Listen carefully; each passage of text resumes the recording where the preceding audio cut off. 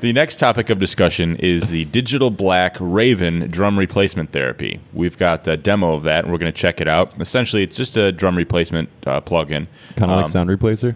Kind of like Sound Replacer. Pretty much exactly, yeah. Price US is around $70, and it's pretty interesting. Let's take a look at it. Yeah, well, first of all, these are already pretty good.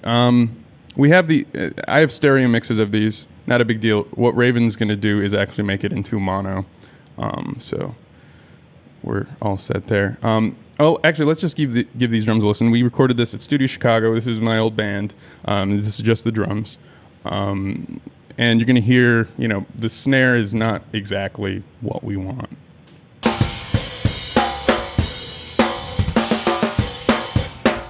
It sounds like a garbage can. Yeah, it's like a tin can. What I think happened is the engineer EQ'd the snare to tape. I wasn't engineering this, so we kind of got something that's not that great. Something that really kind of bugs me is when people do things to tape. Like I particularly like doing things to tape. I won't do it in like a real important thing for someone else. But when I know what I want, I know what I want, and then I can save, basically, if you EQ and compress the snare on the way in, then you can use that EQ and compression on something else on the way out. That's my philosophy. Well, I mean, in the case of digital recording, it's true. I'm actually thinking just like in just a logical setup. You know what I mean? Just like this is kind of has to do with recording philosophy for me right now. Is that when you record straight to tape, just like let's say you have multiple takes, unlimited EQs and stuff like that.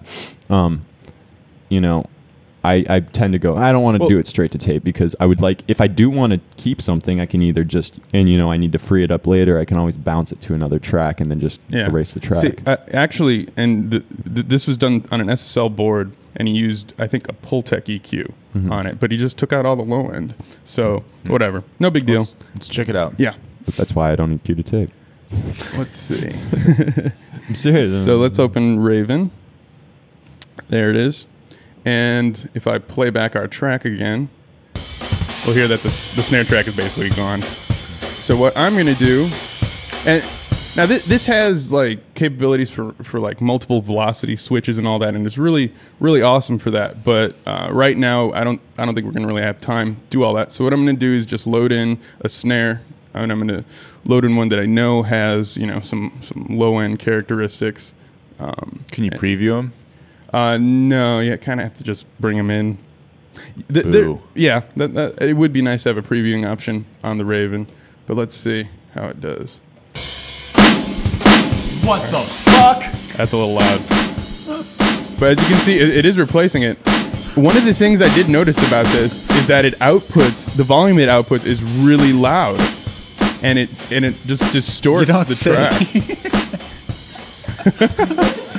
So that was surprising.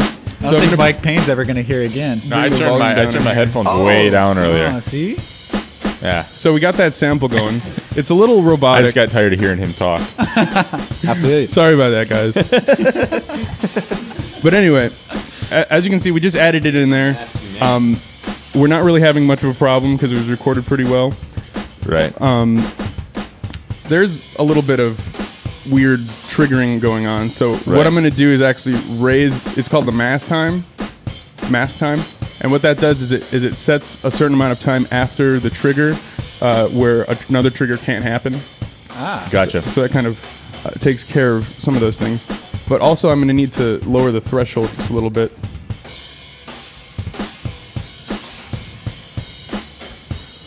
Sounds like there's a little snare drum ensemble. It needs to go down more, the threshold.